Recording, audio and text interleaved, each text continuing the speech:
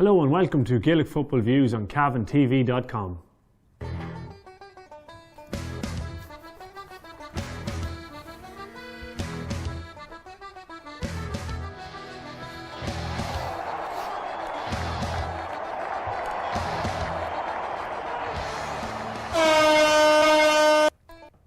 On tonight's show, we'll be bringing you all the results from round 6 of the All-County Football League, which took place last weekend, and we'll be having a look back on how the tables stand as a result of those games. Yeah, but first we're going to discuss the Cavan Seniors' defeat to Monaghan and the Minors' emphatic win against a fancied Monaghan minor team, and what way this leaves both teams in their respective championships and how it can all pan out. So, Damien, I suppose we'll start with the Cavan Monaghan senior game.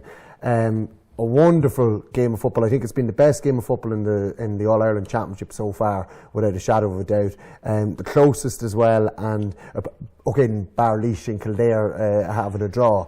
Yeah, but I watched Laois and Kildare. I thought it was a very entertaining game of football, but it was littered with mistakes that I thought Cavan and Monaghan weren't. I thought the standard of the Cavan and Monaghan game was absolutely brilliant. Very disappointed with the Sunday game and their analysis of it, but that could be another day's debate, because you could have written that script before the game even started. Well, that was it. That was the thing about the Sunday game, is that they did actually. I don't think any of them were at the game. To be honest with you, I don't think any of them all watched it in studio. And as you said, they had a script written beforehand about defensive systems, and Cavan need to change their defensive system and whatever. But what I thought was brilliant was Colin Parkinson tweeting in to the Sunday game saying, if you were at that game, you would have seen that Cavan never had any less than 4 forwards in the forward line at all times. That's it. And I thought actually the following day, I think it was either the Monday or the Tuesday, balls.ie done a great article on the analysis, basically saying about how Cavan's triangles were working so well in the first half that Monaghan adopted the triangle for the second half and worked in triangles. As somebody said to me, if you've 3 points at any position on a field, you can make it. You can draw a triangle. It doesn't matter what. Any 3 points are always making a triangle. It was absolutely unless hilarious. they're in a straight line. Yeah, that's the only way you can't make a triangle. But then the other one was the vertical pass, which was cool. It was comical. It was absolutely comical. Well, and it's a shame. It was a shame that such a good game was littered by poor analysis. Yeah. Now, having said that, from reading the national papers and listening into the national media that were at the game, off the ball were at the game, some of the RTE News Talk lads from off the ball were there, and their analysis of the game was absolutely spot on. Yeah. They nailed it. They basically they seen it and described it how I seen the game myself, and that was refreshing to see that. But it's a shame RTE are lagging behind with their analysis and how they're doing. Well, it's not that they're lagging behind. It's just these lads come in and says, well, I wasn't at the game, so I'm just going to have to go with the general consensus, or I'm going to have to go with Joe Brawley and say that Cavan play a defensive system, and that's the way it is. But the funny thing is that we've been at every single Cavan game this year, and that has been the trend of all the Cavan games. 4 forwards at any one time. Okay, then there was 2 games where they were a bit more defensive, and that was Down and Kildare, but they were down to 14 men in both of them games. Exactly. To take it back to the game in question anyway, Cavan and Monaghan, the senior game, 16 points to 15. Cavan 4 points up with 15 minutes to go, Damien. It looked, for all purposes, that Cavan were going to go on and win that game, but we didn't. Yeah, I have to say, at the time when we were 4 points up, I still didn't feel comfortable. Like, it almost felt like we were, and I say we, Cavan were afraid of the situation that they were in. They didn't mentally maybe prepare themselves to be 4 points up on Monaghan, and I think that caught them in the end. And maybe, well, not maybe, definitely the experience of Monaghan getting to the last 2 Ulster finals, winning one, playing Division 1 football. That to me was the only difference in the teams. Well, and the experience that they brought in from their bench. Yeah. You had Dick Clerk and Colin Walsh. Bringing an all-star off the bench. You know what I mean? Like, we don't have an all-star in our ranks, and they could bring one off the bench, which shows the strength and depth. Now, it might be injury related that he's there, but, if we had a Colin Walsh in Cavan and he was fit to come on, wouldn't he be starting in Cavan? Well, that's it. Yeah, you know what I mean? Like, and he would. Although the best thing about it was Cavan had a clean bill of health, bar the injury to Killian Clark, which was a huge blow. Huge loss. He could have swung it. Yeah. in the final 15 minutes. I firmly believe had we Killian Clark available, it strengthened every option. Now, not that there was anyone on the bench that I felt was weak, because when I looked at the bench I thought it was an extremely strong panel of players, but I just think Killian Clark is probably the top 2, 3, 4 footballers in the county, and he would have brought that little bit extra that might have got us over the line. And you know, all in all, I have to say I thought the management got their tactics 100% right. I thought the players tried to execute the tactic and maybe just weren't used to doing it. Like we put the man on the square, the big man Michael Argy on the square. I thought tactically that was a brilliant move. It was the right move. We tried to play in long ball to him. We just weren't used to playing long ball in championship football. No, we weren't. But the thing about it is that the fact that we were putting in long balls, some of the time it went over the sideline or at the end line, and some of the time it just was broken down. There was no Cavan man there or whatever. But what it made Monaghan do was it made them retreat. Yeah. And they started dropping back. And when we went 4 points up, I feel that we still kept attacking the same way as we had been, and we were getting the ball up, and instead of Martin Riley's black card was a huge massive turning point, because he was one of the lads that was putting that long ball in. When Martin's black card came 15 minutes to go, 4 points up, we stopped putting the ball in on top of Michael Argy, and we started getting turned over on the Monaghan 45-yard line and between that and the midfield, and Monaghan seemed to push on. Had we kept kicking the ball in on top of Michael Argy, whether he won the ball or not, Monaghan had to retreat, and the ball was in their full back line, or it was a kick out again, and it was a 50-50 ball, and we were winning the kick-outs. Yeah, we were, and in fairness, around the middle third, I thought we were very, very good. Dick Clark, and credit to him, when he came on, he made a huge difference to them, and you know, he showed his maturity, in fairness, because people expected him to come on and start bulling and horsing, and he didn't. He'd done the simple things right, like, and that to me was just that little bit of experience. And he was very clever. He was extremely. They got a free on the 45-yard line, and he calls the goalkeeper up. He calls Beggan up, Rory Beggan, and as soon as Rory Beggan got to him, he takes a quick free, which, if the referee was thinking, that was a hot ball, because if he had stood there without calling the goalkeeper and waited that long with the ball in his hand, it's a hot ball. Exactly. But he was being clever. He brought the goalkeeper up, then took the quick free and sent Beggan back. I have to say, though, I was disappointed with the referee's timekeeping on how he managed the time. You know, if anybody looked back on the game itself, when on RTE, I watched it back on the real player. When Tom Hayes put in the ball to Michael Argy and it came off the Monaghan defender for a 45, just before that the commentator said there's going to be 3 additional minutes of time. Which was at, I think it was at 68 minutes. Yeah, just shy of 68. 67 minutes and 40 something seconds.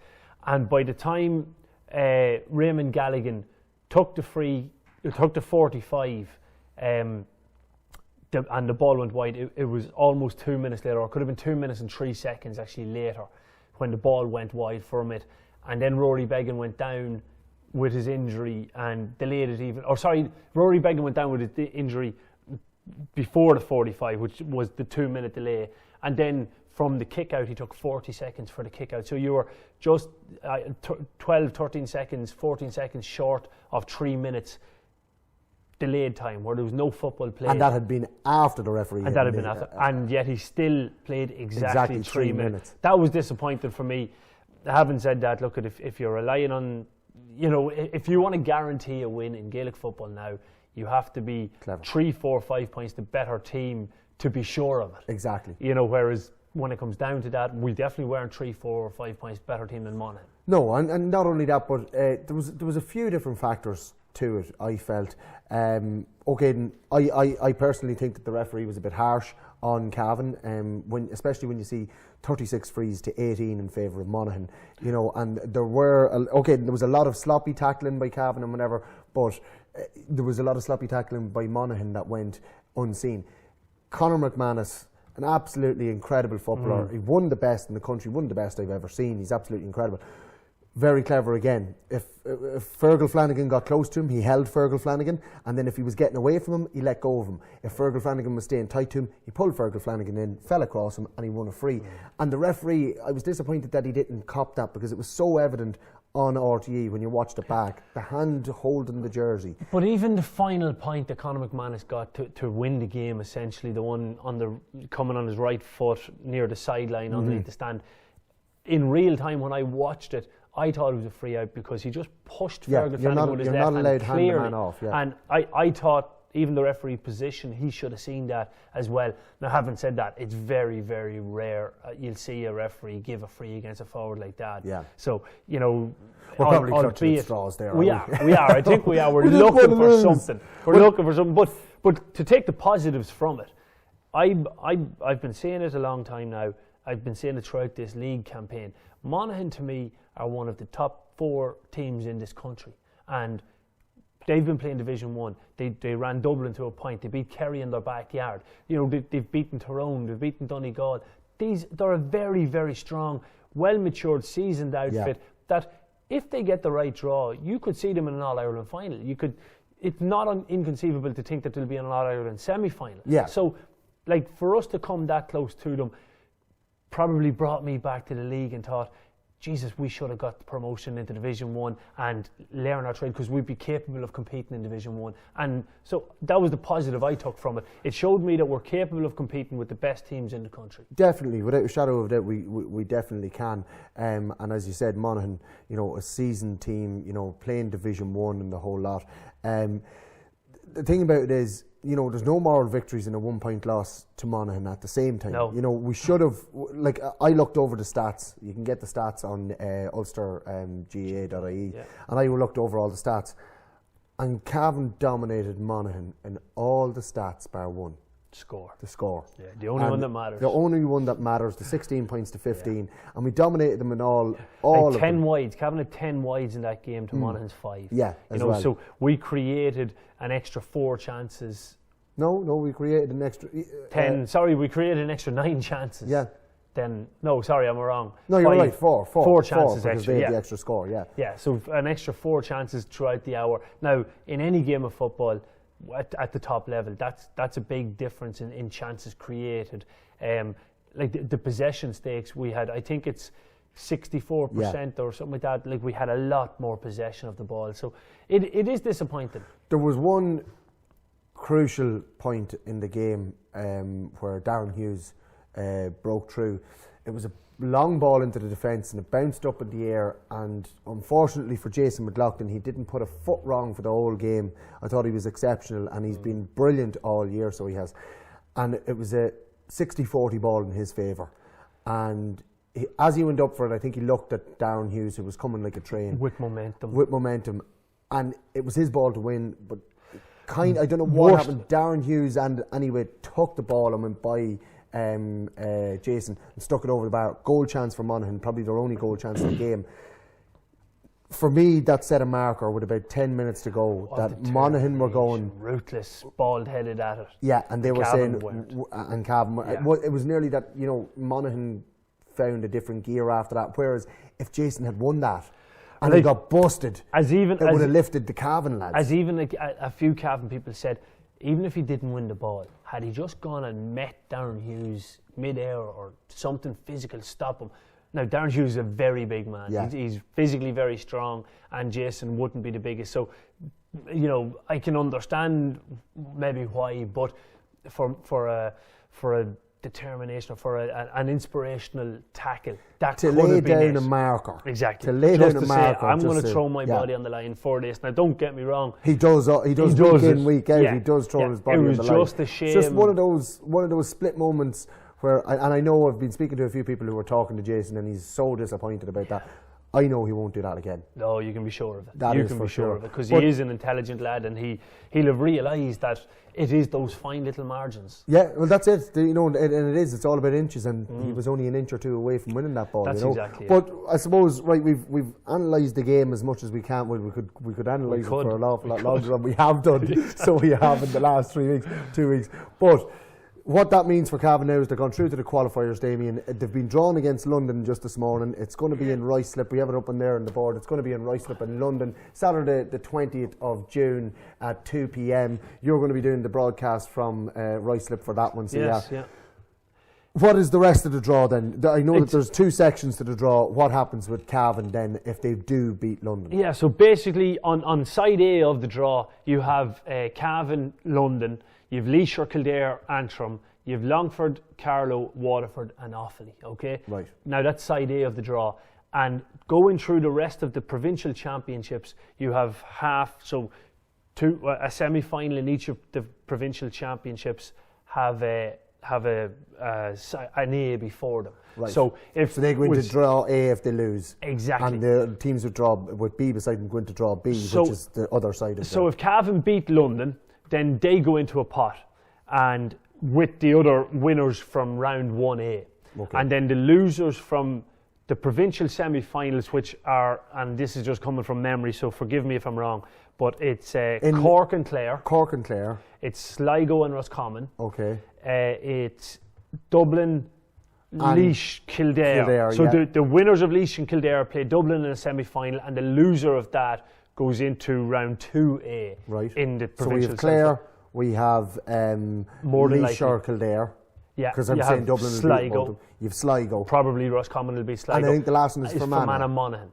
So it's we could meet Monaghan again. We could meet Monaghan again or Fermanagh, but so you're looking at the 4 of them, and no disrespect to any of them, but you'd fancy your chance. There's one of them you'd say, gosh, now we don't want to get them. We really don't want to get them. For argument's sake, we beat London. We go on, we meet one of those 4 teams, which are all very winnable games. Yeah. We beat whoever that is in the second round of Group 1A. So that will create 4 winners.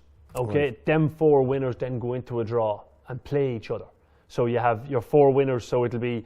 Do they not play the beaten provincial finalists then? No, the way it works is the 4 winners play each other to narrow it down to 2 teams. Okay. Then them 2 teams play the losers of the Munster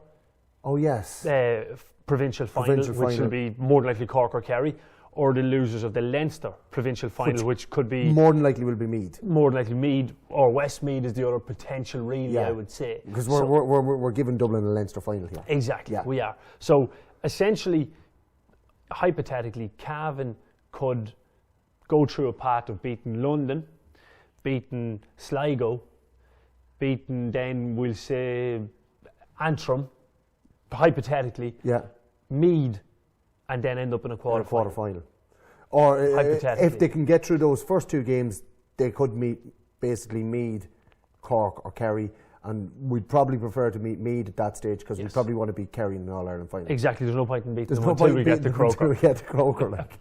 But it's an extremely attractive There's 3 extremely winnable games, and then it's a 50-50. And then it's a 50-50 draw, it's a toss of a coin. That, you'd want to avoid the Munster finalists, but having said that, you'll have to beat them on the way to Croker. That's it. So, I can see why. I know that a number of Cavan players got offers to go to America to play some football over there, and they've turned it down. I can see why they've turned it down. Brilliant. Because it's attractive looking. There is the prospect of an Ireland quarter final again here, and when you're there, God knows the experience from 2 years ago will stand to them lads that they could go another step forward. Yeah, and these young lads have all won. Most of them have won Ulster Under 21 medals. They've matured a lot.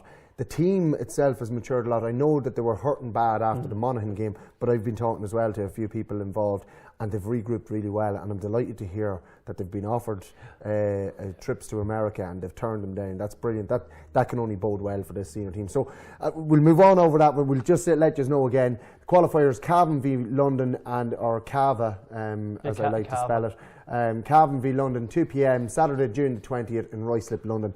Brings us on to Cavan and Monaghan again in the minor game, Damien. Yeah, a wonderful display. What is it? This was a very much fancied Monaghan minor team, and it was only afterwards when I thought about it.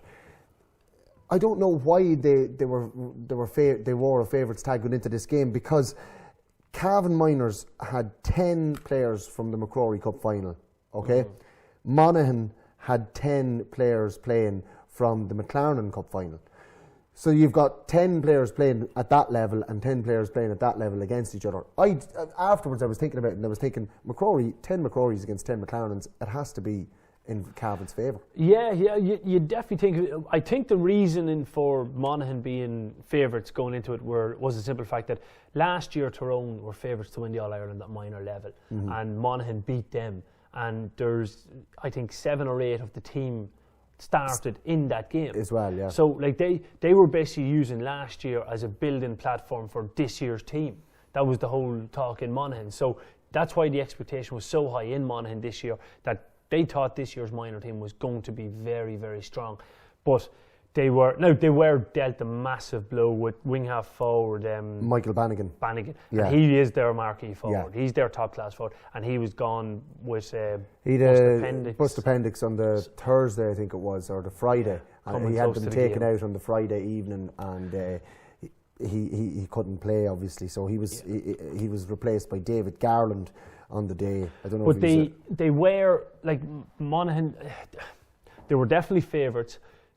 They definitely didn't perform anywhere near their potential for whatever reason. They didn't seem to be, up for the game. They looked second best in every tackle, in every ball, in every 50-50. It was Cavan, and Cavan with a young team. Again, I'm only working off memory, but I think 6 or 7 of that team is underage next year. Again, yeah, next year. It's still a very, very young team, but the display that they put in was exceptional. It was, the final score was 2-17 to Cavan, 1-8 to Monaghan. But now Monaghan, the goalkeeper in Monaghan, Shane Garland, tried his best. He was, he was even carrying the ball. He was up at midfield. He's an outfield player. He's an outfielder originally, right? But the 2 goals that Cavan got in the first half, Monaghan will be very, very disappointed with the goals that they let in. One of them, Shane Garland, the goalkeeper from Monaghan, it was a long ball. It looked like it was going over the bar. He was looking up, and he ran behind the goals to get a ball because he thought it was either going over the bar or going wide. And he ran in behind the goals to get the ball. It came off the upright, bounced down, fell to Ted, Thomas Edward Donohoe, who the one man you don't want the ball falling to. And as the goalkeeper ran back out onto the pitch, Ted went one way and then slipped to the left, and the goalkeeper's momentum took him by him, and he had an empty net to kick it into. The next one was David Brady, I think it was, the midfielder for Cavan from Ballyhaise. Cavan were in after winning a free kick on the 13-metre line. David Brady, it was out to the side, out to the left-hand side of the goals, and David Brady was standing on the edge of the penalty area, on the edge of the square, unmarked, and he was unmarked, and they just took a quick free. He went by one tackle and stuck it in the net. Again, 2 slips of concentration by the Monaghan team cost them 2 goals. Absolutely, massively, but you have to give credit to Cavan minor management. There's been a trend in the last number of years that we go out and we defend, well, maybe not so much at minor, but the Cavan team just set up man for man. We'll go out, I'll take care of my man, I'll beat my man in my individual battle, and collectively, if we have enough boys that'll win their battles, we'll win the game. And that's what happened. And speaking with Danny Brady, the minor manager, after the game, we were kind of saying to him, right, you have Fermanagh or Antrim, it was at the time, in the next round, you'd be favourites going into that game, and then you're talking about an Ulster final. At Donegal, more than likely, it looks like Donegal will come through on that end, unless Derry or Down. I don't know who won that minor game, but unless they can cause an upset in the semi-final. Derry won that one, yeah. But Donegal are an extremely defensive team. They're exactly like their seniors, and the debate is kind of, well, what do you do? The consensus is the only way to beat a blanket is by putting a blanket down. And I was saying to him, like, what are you going to do? And he basically said, we're going to go out and we're going to play attractive, attacking football all the time. And if that brings us up short, it brings us up short. But that's the way we're going to play football. Yeah. And you have to admire his philosophy. And the more I think about it, once you're in an Ulster final, why not go out and do it? You've got the back door. You've got the quarter final afterwards, and maybe the open, expansive football will get you further in the long run than the blanket defence. Yeah.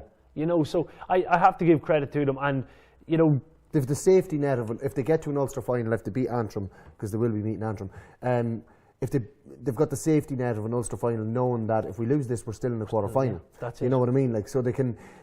I think, yes, exactly what the governor was saying. Just go out and play the style of football that you're going to try and play for the rest of that championship. Yeah.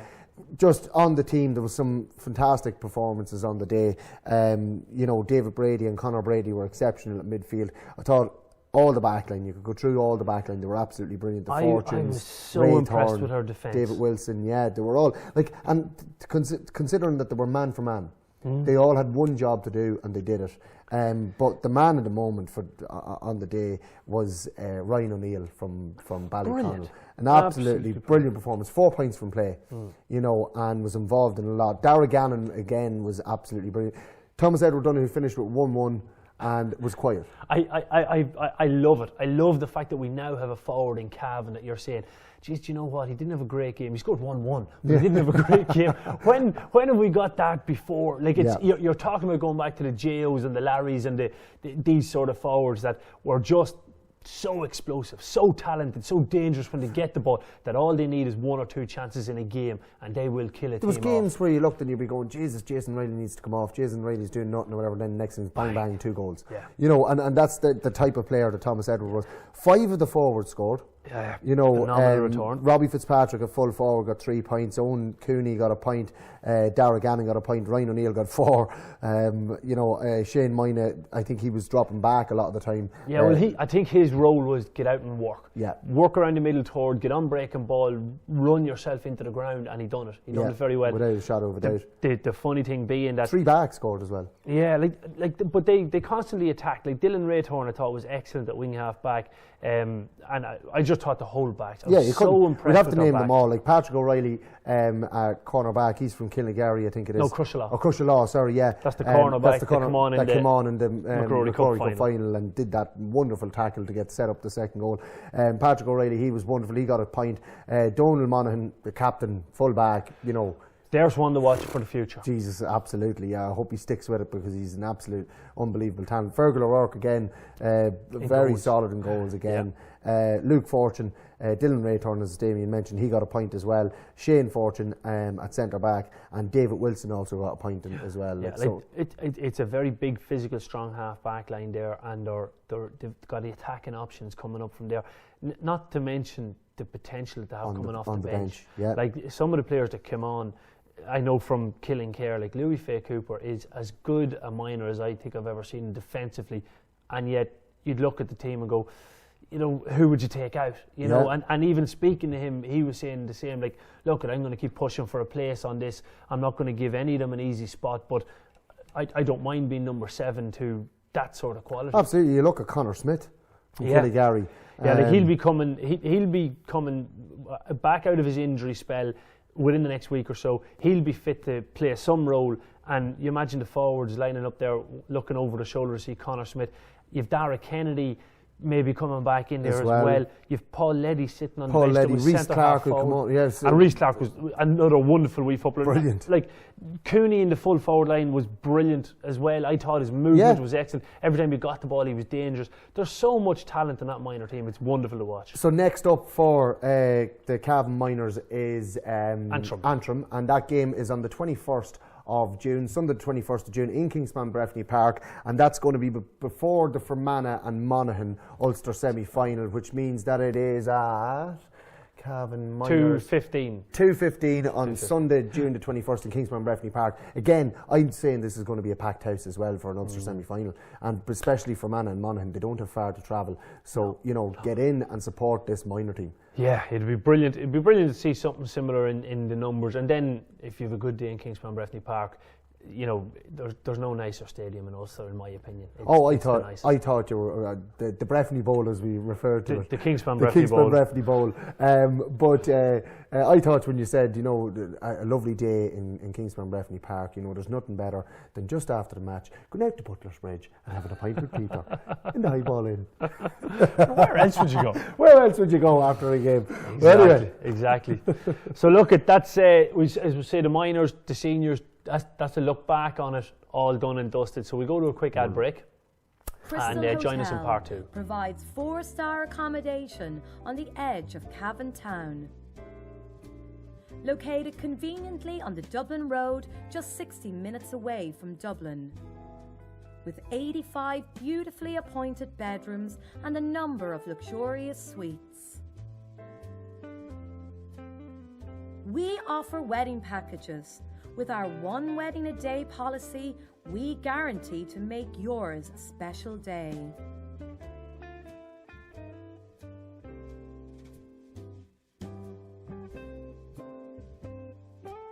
enjoy a meal at our award-winning Opus One restaurant, or have a drink in the atrium or residence bars. Feeling energetic, you can work out in Zest Health and Fitness Club, or maybe pamper yourself and visit Utopia Health and Beauty Clinic or Avita's Hair Salon, both located on site. Situated only 5 minutes from Cavan Town Centre and local amenities. Cavan Crystal Hotel, gateway to Ireland's Lakelands. Welcome back to part 2 of the show here at Gaelic Football Views in the Cavan Crystal Hotel in the Dublin Road in Cavan. The first part of the show was all about the Cavan seniors and minors, but we're going to take it back into the club scene now and give you the results from the weekend of round 6 of most of the divisions leagues. Yeah, so we start off with the Cairns Service Station All-County Football League Division 1A. These games took place on Friday evening, the 5th of June. The first game saw a repeat of last year's intermediate final. Ballyhaise out for revenge against Cootehill in Ballyhaise, and they got the revenge. They finished with a 4-point victory, 2 goals and 9 points to Ballyhaise and 1 goal and 8 to Cootehill. Yeah, I was talking to a couple of Ballyhaise people after this. Now, there was a little bit of argy-bargy and stuff during this game and towards the end of it. It wasn't the nicest of atmospheres, I believe, but look, Ballyhaise got the win. Cootehill wouldn't be happy with that loss, especially in Division 1A. We'll look at the table later on and see why. But Ballyhaise, since John Brady took them over, he's done a fantastic job. And I think, like, I know everybody says this is Ballyhaise years. And we say it every year. We say it every year. Yeah. But to be doing so well in Division 1A, I think is going to stand really well. I met Kevin Tierney the other day in the Texaco just up here on the Dublin Road.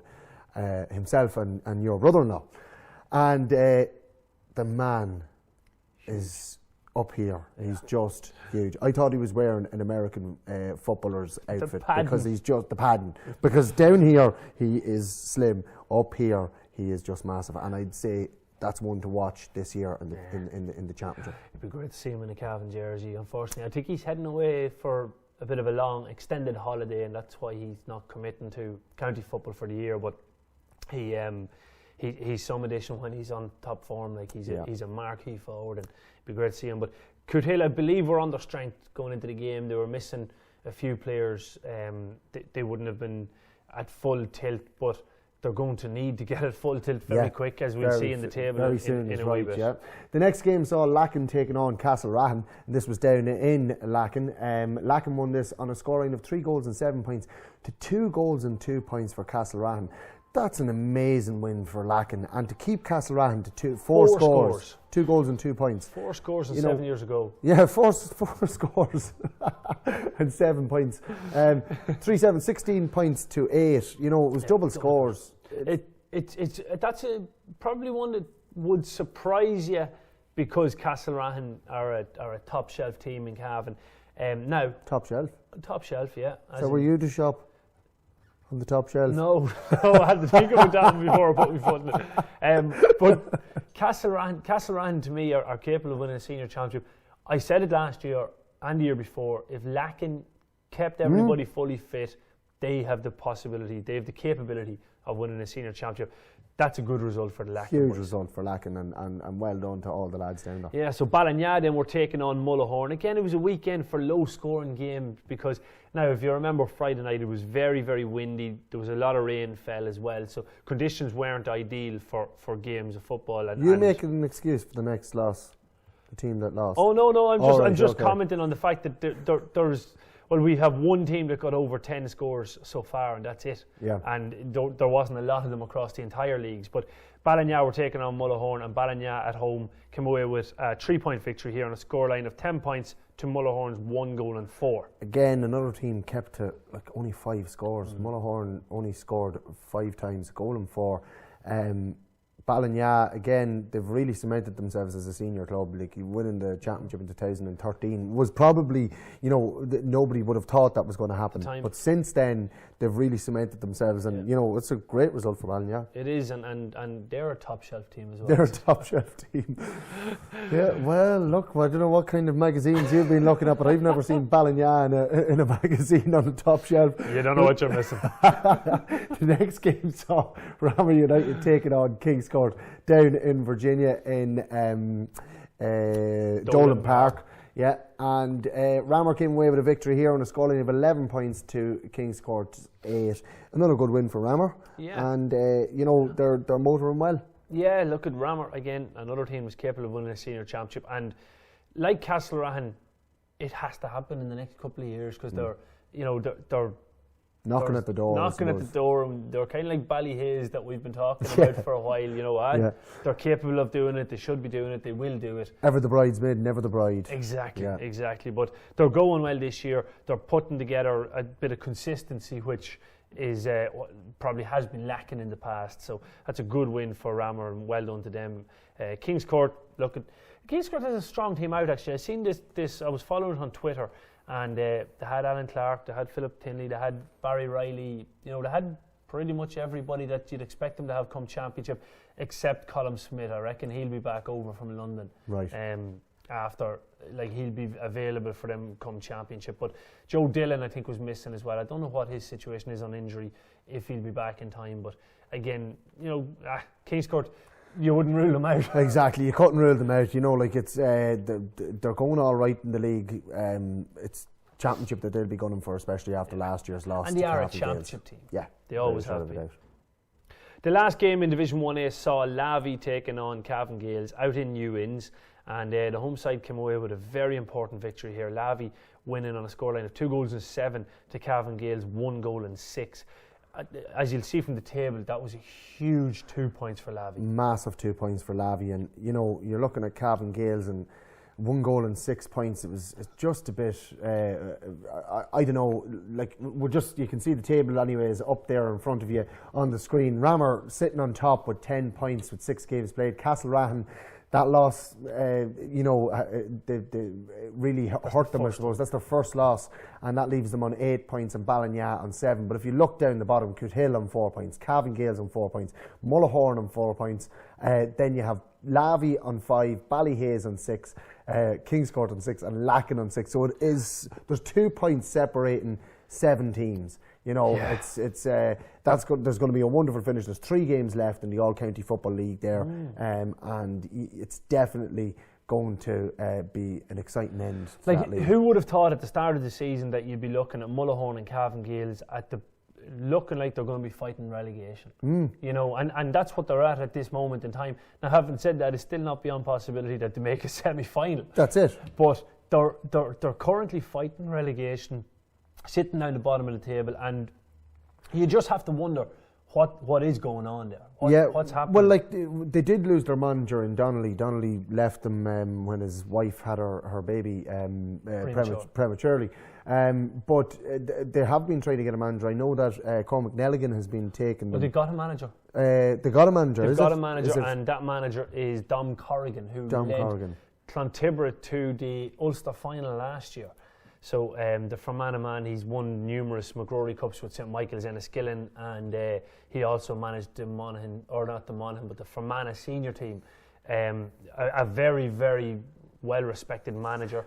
But that loss leaves them second from bottom, and the win for Lavey brought them up to 5 points, took them above all those teams on 4 points. If they had lost that, they were bottom of the table. Exactly. So it was a huge win, as you said, for Lavey. But look, 3 games to play, and it's still all to play for in Division 1A. It is. Usually at this stage you're separating promotion from relegation or top of the table, and in that division you can't. Still can't.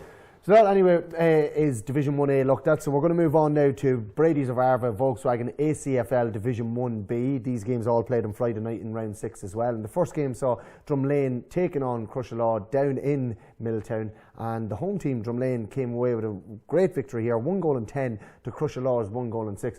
Drumlane, the resurgence this year has been absolutely amazing. And credit to them doing that without a manager. Because I think this scenario, the setup was that Ollie Fay was to take Drumlane this year, and then he got asked to take New York, And so Dom Corrigan came in to give him a hand to look after Drumlane while Ollie was in New York. And then Ollie came back from New York, and now he's going back out again. Right. He's actually going to be coaching the Donegal team, I believe, over in New York for the senior championship over there. So he's left Drumlane without a manager, and they looked after that game in-house themselves. Brilliant. They had no outside man at all, so no manager of sorts. So look, that's a phenomenal result, and Drumlane are really, they're galvanising things there. They're pulling everybody in the community together to get these results, and they're getting the results. And Crushlaw had been going well. Crushlaw had been having a good season as well so far. So that's a wonderful win for Drumlane, and a good young team there as well, with a mix of experience going through it. Yeah, that's it. But in the whole, you would actually say it's a young team overall. Like, they have that 2, 3, 4 lads that have experience or elder statesmen, but the Corrigans. Yeah, the couple of Corrigans and maybe the O'Dowds at this stage, but right. And yet they're not too old either. So it's a nice balance in Drumlane, and they'll be happy with their progress. We want to watch this year, I think. Cuchullins were taking on Killashandra up in Mulla on Friday night, and they came away with a 2-point victory here, a goal and 10 points to Cuchullins and 11 points to Killashandra. Killashandra are constantly competitive. They're never been beaten by much, but they're just, results are slipping a wee bit on them. Results are slipping a wee bit from them, and I believe that there's a little bit of trouble in-house as well. I was talking to a Cuchullins man who was playing the veteran Adrian Tate, and he says that after the game there was a bit of a huddle, and there was a lot of shouting, there was a lot of giving out, and there may have been a little bit of argy-bargy between Killashandra players. So there's something not right in Killashandra at the moment. When you look at the performances they put in over the last couple of years, I suppose they're not used to this kind of a scenario, and I suppose it's frustration more than anything, and they need to bind themselves back together and start looking at what they can do to fix this. The possible thing, and as a manager, I'd always say, if you're within a point or two of winning a game, or it's down to fine details. It could be a refereeing decision going against you. It could be a ball slipping out of a man's hand. They're very, very small. You would never think that a referee would make a silly decision. Never. In general, now, it doesn't happen. No. But it's. I wouldn't see it as a cause for panic for Killashandra, because they're competitive. They're not being hockeyed in games. No. And it doesn't take a lot for that to turn and become a lot of victories. Yeah. So I would hope that they don't do anything drastic. If you consider, Drummondley in 2006, when we won the championship, and in 2010, we weren't having good league campaigns.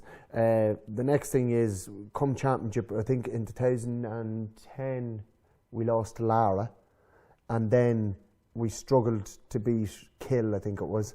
And then we went on to win a senior championship. So it does, an intermediate. An intermediate, love senior. Just simple little fine things, that can need a bit of fine tuning, I suppose. And then it can click. It can click. It can all change very quick. So it's it's not all lost for Killashandra as yet. No, and the next game saw Den taking on Drumgoon down in Crosskeys, and Drumgoon, the Goonies, came away with an away victory here on a scoreline of 3 goals and 9 points to Den's 10 points. Den not going too well at the moment. New pitch opened up and the whole lot, but Drumgoon seem to have turned it around in the last few weeks. Yeah, a number of players I think have gone to the States for Den. Ben Connerty's gone, and Noel Crow, or Niall Crow, I'm not sure if it's Niall or Noel, but a midfielder and probably their marquee forward, gone to the States. I think there might be another one as well going with them. So they're, Den couldn't afford really to lose anybody. No, not at the minute. And they're struggling a wee bit in that division, but all credit to Drumgoon, who are doing very well in the division, as we'll see from the table in a couple of moments. Killigarry were taking on Red Hills. Again, all these games following the same trend. They're low scoring. Killigarry scored 9 points. Red Hills scored 6 points. It was only a 15-point game. It was the evening that was in it. It was very, very difficult conditions to play football, but Killigarry will be happy with their result. From what I've told, it was 6 points to Red Hills at half time, 6 points to 4 to Red Hills at half time, and they didn't score in the second half. They were playing against the wind in the second half and didn't score at all. And it's a big pitch. Yeah, it is a big pitch, and it's windy up there. Tom McCormack, did he play? No, didn't. He didn't play, but we want to congratulate Tom McCormack of the Red Hills team on the birth of his baby daughter Anya. Congratulations to Tom and Aoife. Tom and Aoife. Well done, Tom. Indeed. The last game saw Arva taking on Gowna. See the way that we didn't slag him this week? No, well, let's leave it that way. Leave it. Will we? I don't know. Oh, right. Never know. We might get him back before the end of the show. Arva were taking on Gowna in Arva on Friday night again. Local derby. Apparently, I was told there was the guts of 1,000 people at this game. Huge crowd. Absolutely huge. That was just on the ticket sales. I think there was a load of people hopped across the Halen as well. I heard that. Loads of people. They were looking in from the church. But the Arva were beaten by a point in this game. It finished Arva 10 points, Gowna 2 goals and 5. What was the old cliche? Goals win games. Yeah. And probably numerical advantage won this game as well because there was 5 red cards dished out. All in one incident. All in one incident. Who was refereeing? Pat Clark. Pat Clark. A huge melee broke out. And lucky enough, Pat said he brought his own umpires, and he said we spotted 5 people that were striking. And I was talking to somebody else who was at the game from one of the clubs, and I said, just 5 red cards was a wee bit harsh. There could have been 10, he said, set off. You know, it was just... I was just going to say, they spotted 5 people. How many did they miss? Yeah. It was a local derby between Arva and Gowna, like. But, a shame to see that happening, but it was... Good refereeing. Yeah, well... It was take the right, appropriate action and send them off the pitch. How many were sent off from Arva? 3 from Arva and 2 from Gowna. So the numerical advantage. Yeah, stood to them in the end. Now, having said that, I think Arva were well down at that stage. I'm surprised there wasn't more scores in it then if it ended up being a 13-a-side game, 13 to 12. 13 v 12, yeah, that's it. No, but it was, I think Arva came back, I think it was something like 2-4 to 1 point or 2 points or something like that, and Arva came back at it, but it was always going to be a tough battle. Like they don't get to play each other too often or haven't traditionally, so I'd say it was about boundaries or something. Yes. I'd say it was the field. The field. You know, that's our field. Yeah, but it was it's disappointing. Nobody wants to see 5 red cards in any game of football, and you know, disappointing that they couldn't go out and play just a good, hard, honest game of football without resulting into swinging and boxing. Well, as long as there was nothing afterwards and they all shook hands and says, look, leave it on the football pitch. Well, that's it. That's the way it always should be. But you'll see there from the table now that means that Gowna have gone ahead of Arva on the table. On score difference. Great to see the two of them up there anyway, so it is. Gowna who came down last year, Arva who only came up last year. It's great to see them doing so well. Down the bottom, Red Hills on 2 points, Den on 2 points, Killashandra on 2 points. And that's the frustration I meant. Yeah. You know, Killashandra, as you said, they haven't been beaten. Like, if you look at their score difference, it's only -3. Dens is -18. Red Hills is -28.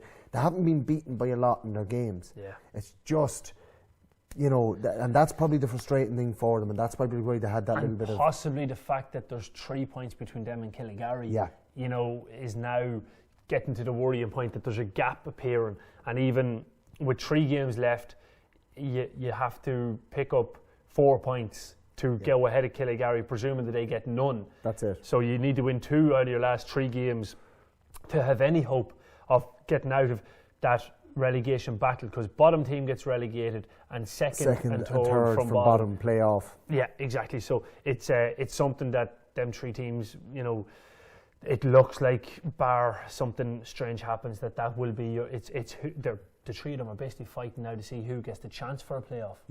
Yeah, and then if you look at the top, you see Gowna and Arva, you know, in pole position for promotion. But Drumlane, Drumgoon sitting on 8 points, just a win behind them, and I suppose Cuchullen's on 7. I think it's probably too much for Cuchullen's now at this stage, being 3 points behind. Again, I think the promotion comes from second v third, so they could sneak into that because they're only a point behind the current third place Drumlane. So you just wouldn't know. It's not all lost as yet, but generally, if you drop 5 points, you don't generally get promoted. No. Or you used to anyway. Yeah. In Division 2 then of the All-County Football League, the first game was on Friday night again. Ballyborough were taking on Shercock. This was up in Ballyborough, and the home side came away with a 1-goal victory here. 2 goals and 7 points to Ballyborough, 1 goal and 7 to Shercock. You were at this game, Damien. I was. I went up to spy on Ballyborough ahead of our championship clash to get a look at them. But you know, like we have a massive viewership, like of thousands, and you've just told them that you're up there. That defeats the purpose of spying. This is true. But then you told them I was up there, and I just confirmed that I was spying. We definitely never make MI5 anyway, that's for sure. James Bond is nothing to worry about. But Ballyborough, a very good first half. A very good first half. Very strong wind again. They used the long ball into Michael Argue onto the square, and it worked very, very well. He got the 2 goals for them. Shercock in the second half put Killian Clark in onto the full forward position, used the long ball in. He got 1 goal and maybe 1 or 2 points, but Shercock will be kicking themselves because they kicked it wide. They kicked this game wide. They had the chances, and I would roughly say they had 7 wides in the second half, so playing with a very strong wind, and it looked to be going straight down into the goals. That Shercock will be disappointed they didn't go and win this. But all credit to Ballyborough. They've some lovely, lovely footballers. A lad called the Russian playing in corner forward, Damien O'Reilly. Very intelligent use of the ball. Small corner forward, but all the time looking for constant movement, good ball handling skills, and just uses the ball intelligently all the time. Brendan Argue is one to watch. Yeah, Michael's younger brother. Brilliant. He's really, really growing into a fine footballer, and he's one to watch in the future as well. So did he play midfield? No, Brendan was wing half forward, and then Michael Argue came out to wing half forward and then on out to midfield for the second half. So it was more a forward position for him, and it suited him down to the ground because he could go out, he could catch ball, he could get in on breaks, he could carry ball, he uses it well. He's one to be watching, and County Under-21s he'll be a huge addition to them next year, I'd say. Now I'd be surprised if he doesn't make that team or panel at least anyway. So, but well done to Ballyborough. Another good win, and we'll see later on in the table how important that win was. Yeah, the next game in the Division 2 saw Swanland Bar taking on Lara, and Swad came away with a massive victory here, 1 goal and 19 points to Lara. I'd say the 3-day contract down to Swanland Bar for Lara probably took its toll on them, I'd say. And the camel wasn't fit to play anyway. And I'd say if you were bouncing up and down the camel the whole way to Swanland Bar, the last thing you want to see is Garrod coming around at you. But 22 points to 16-point victory for Swad. We've said it again about Swad. We've said it about a couple of teams. Swanland Bar and Lacken.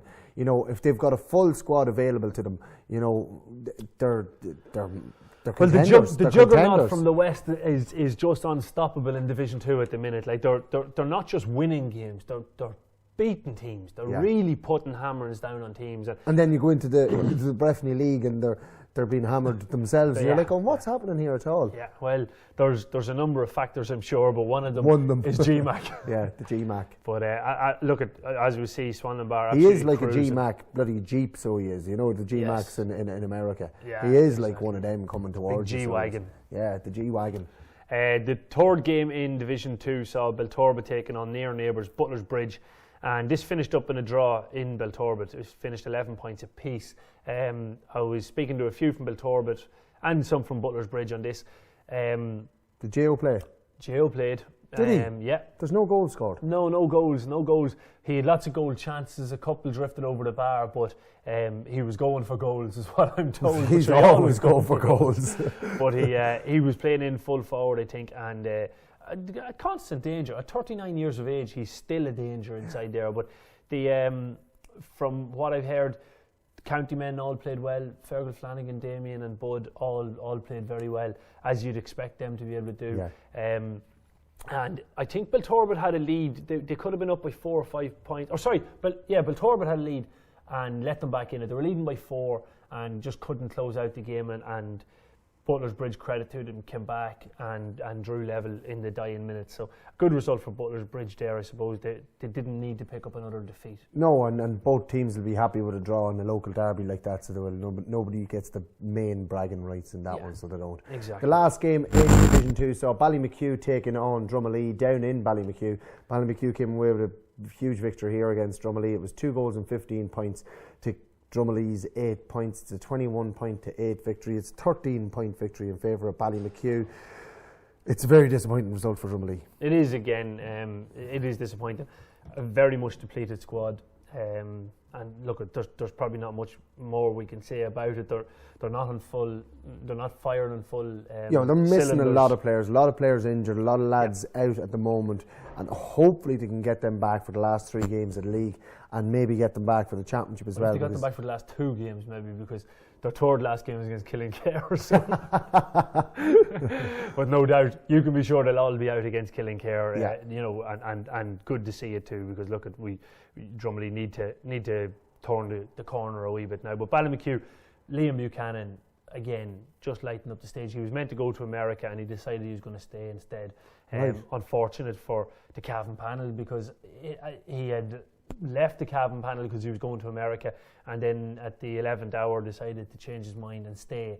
And much to Ballymacue's delight, because he's playing absolutely phenomenal stuff. And didn't get called back into the Cavan panel. I don't know, actually. No, maybe he did. Could be still training with them and whatever. Could be. Well. Yeah, could be. We'll find that out anyway. Phenomenal. Great to see him, because he is a great footballer. Yeah, he's a great lad, talent. so he is as well. Yeah, and that Ballymacue team firing very well at the minute, picking up a few very good results, and come junior championship, they'll be one to watch.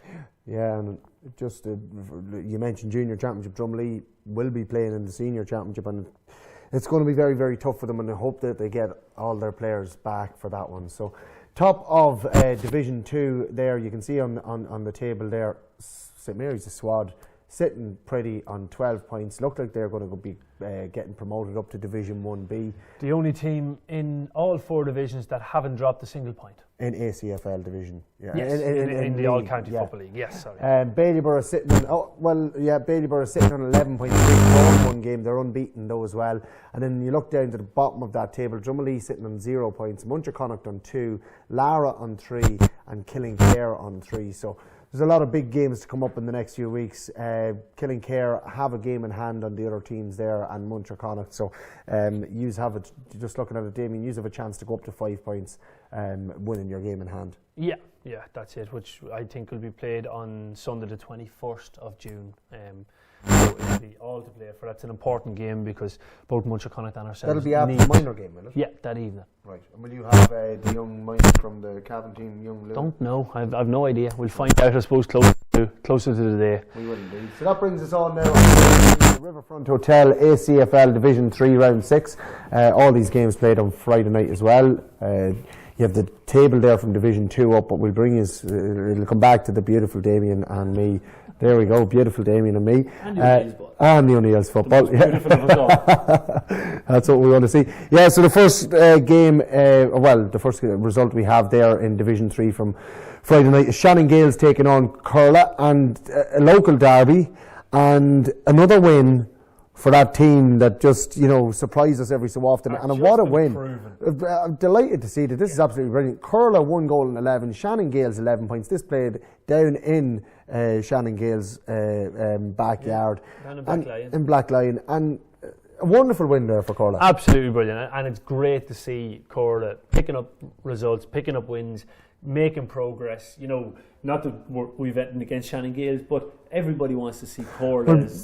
Before we went on air, I remember you just giving out about Shannon Gales and saying, them fellas there. But it's mainly because of Tom. Oh, well, it is, yeah, it is Tom Riley. Tom Riley is the reason. But he is. I know, it's just, you love to see the underdog. You love to see the underdog, and Curla are the ultimate underdogs in Cavan football. And they've had 3 or 4 wins. Sandwiched in amongst clubs in a very sparsely populated, poorly populated area. They haven't a huge number to pick from at all, and to be able to pick up wins like that, that's just brilliant. Yeah. Delighted. I think that's their third or fourth win this year, which is absolutely brilliant. We'll see in a wee bit. But then the second game saw Kill get a walkover from Cavan Gaels, who are really struggling to get a second team out at the minute. Yeah. They don't seem. I don't think they have the numbers. No, they don't at the minute, and that's just it. Like, a lot of players have taken sabbaticals, and a few of them have retired, and there's a few transfers to other clubs out of Cavan Gaels as well, and it's just. Who transferred out? Well, I heard today that Gavin Duffy and Dominic Riley had transferred to clubs in closer Dublin, to where they're living, because they just can't commit up and down anymore. They've done it for probably 13, 14 years at this stage. I suppose you can understand that maybe they want to go and play a wee bit of lower level football. Yeah, just a bit of junior football and with their in their locality and get to know people, I suppose. Yeah, which you can completely understand. But Cavan Gaels struggling with numbers and unable to field the team against Kill. Next game saw Mount Nugent taking on Kildallan, and this was down in Mount Nugent. Kildallan came away with the victory here, the away side. 2 goals and 16 points to Mount Nugent's 1 goal and 11. Great result there for Kildallan, and I know that they had weddings and stuff on last weekend, so it's a great result there for Kildallan. There's nothing easy down in Mount Nugent. No. To score 2 goals and 16 on an evening like that down in Mount Nugent, that's phenomenal scoring. Absolutely brilliant and well done. I think that's the highest scoring of all 4 divisions in this week's league. 216, I think, is the highest tally. So well done to Kildallan. The next game saw Templeport taking on Knockbride in Templeport. They came away with a big victory here as well. 1 goal and 17 points to Knockbride's 6 points. So that's a wonderful score by Templeport. Ah, brilliant. And again, another one of them teams that we've been talking about, young team coming through and whatever. But it's just it's crazy to see Knockbride down there and getting trouncings like that in Division 3. They're in the middle of a huge transition, rebuilding, going back, and it's a very, very young Knockbride team. So it will come. They've some wonderful underage footballers. You go down there on their 14s, under 16 team. Yeah, there's quality. Oh yeah, we've seen a few of them. Another 2-3 years, we'll see Knockbride starting to rise up again. I've no doubt about it. Yeah, Cornafane at home to Drung. This was a massive win for Cornafane. Massive. Drung were flying high, top of the table, and Cornafane beat them on a scoreline of 2 goals and 15 points to Drung's 6 points. 15-point win. Absolutely huge, and that was probably a surprise. No disrespects to Cornafane, but nobody would have expected them to win by that much. No, God, no. Maybe, you would have pick up a victory. You would have thought this is going to be a really tight game, and it's going to be a low-scoring game. Like, I thought when I saw that fixture, I was thinking 11 points to 10, 12 points to 10, something like that. But I wasn't expecting to see that a 15-point win in favour of Cornafane. Cornafane, when they turn it on, like, they're very, very hard to beat, and especially down there in Cornafane, and it's a wonderful result. Yeah, that's absolutely brilliant. So you'll see now coming up on your screens the tables, the Division 3 tables, the Riverfront Hotel. Yeah, you'll see that there's 2 West Cavan teams, which is great to see. Kildallan and Templeport sitting at the top of the table on 10 points each, followed then closely by Cornafane, Drung and Knockbride on 8 points. That was a huge loss for Knockbride and a huge loss for Drung. Massive win for Cornafane to bring them back into the reckoning there. Then you'll see down the bottom, Cavan Gaels on 0 points, Kill on 2 points, Curla on 4 points. Curla is sitting third from bottom in that league. Wonderful to see it. You see making their way up the table. Mount Nugent, Shannon Gales all on 4 points as well. But the interesting thing was that I was wrong. The other juggernaut from the West, Kildallan, are undefeated in the All-County Football League. They haven't dropped a single point. No, they haven't. That's right. Yeah. And they have a game in hand, so they're in pole position for promotion. That's absolutely wonderful to see. Their game in hand is against Drung. So that'll be I'd say that'll be a classic, because both teams, like Kildallan needed to cement themselves at the top of that table, and Drung needed to get back into the reckoning. That loss for Drung against Drung was huge. Drung, if they play their game in hand and beat Kildallan, it puts them up on top of the table or joint top with 10 points. So it's that'll be a massive game. When you look at the score difference though, Kildallan plus 48, closest to them Templeport plus 29. Yeah. That's Kildallan really are flying this year. Ryan O'Neill, centre half forward for the Cavan Miners. He's an exceptional footballer. I've been told about him for the last few years by the lads in Kildallan, and it's brilliant to see. I get on really well with all the Kildallan boys, and they're a great bunch of lads, and I'm delighted to see them. They've got a few of the older lads back in there as well. So just to guide them. Yes, they do indeed. So that brings us to the end of the All-County Football League roundup. Just a couple of fixtures coming up. We want to wish the Cavan ladies the very best of luck in the All-Ireland semi-final this coming Saturday afternoon. It's against Galway. It's in Moat in County Westmeath. It's Saturday the 13th of June at 2 p.m. Yeah, that's the Cavan ladies under 14s. That's the All-Ireland semi-final. But then we have the Cavan ladies, right, and they're playing in the Ulster Senior Championship against Tyrone. That's June the 20th. This is the big one. This is the big one. June the 20th at 1 p.m. And it's in Brewster Park, Enniskillen. Now, that's the same day as the seniors play their qualifier in London. The game in London is going to be at 2 p.m. The ladies are at 1 p.m. So tune in to Northern Sound. I'm sure there'll be updates on that game from that game. But there's a massive chance here of the girls to get through in Ulster, get through the Ulster Championship here. Like, they had a great league campaign, and they'd be looking into the championship very optimistic that if they perform to their ability, they can win games in the Ulster Senior Championship, which is absolutely brilliant to see, because they've made huge strides. The underage is flying. Yeah. You know, everything in Cavan on the ladies' side is on the up, and in fairness on the men's side as well. But the Cavan ladies are really leading by example, and we wish, firstly, the under 14s the very best of luck in the All Ireland semi-final. And it's great that they've avoided Cork. Yeah, because the last few years they've met Cork in the under 14 All Ireland semi final, and Cork are so strong that they've been beaten. They've a great chance of going to an All Ireland final here. Yeah, it'd be brilliant. Now Galway, I think, are strong as well this year, from what I've heard. But look, you can only beat Cork, Galway, Dublin, whoever the case may be, by if you play them. Yeah. So, and we're getting lots of chances to do that. So absolutely brilliant. Well done to all involved. Hopefully they'll pick up a place in the All-Ireland final, and we'll be bringing you all the details of that game on next week's show. Absolutely, and just to reiterate, the minors as well, because they're the only ones we left out on the board this time. The minors, the Cavan minors lads are taking on Antrim in the Ulster semi-final in Kingsburn Bethany Park, 2:15, Sunday, June the 21st, and that's before the Ulster semi-final between Monaghan and Fermanagh. Tom McCormick, is he getting off lightly this week? He is. Likely is the word. Yeah. So that brings us to the end of this week's show. Remember, if you want to get in contact with us, we would be delighted to hear from you. Thanks for that, Brian. You can email us at GaelicFootballViews@gmail.com. You can find us on Facebook by searching Gaelic Football Views, or you can follow us on Twitter at GaelicFV.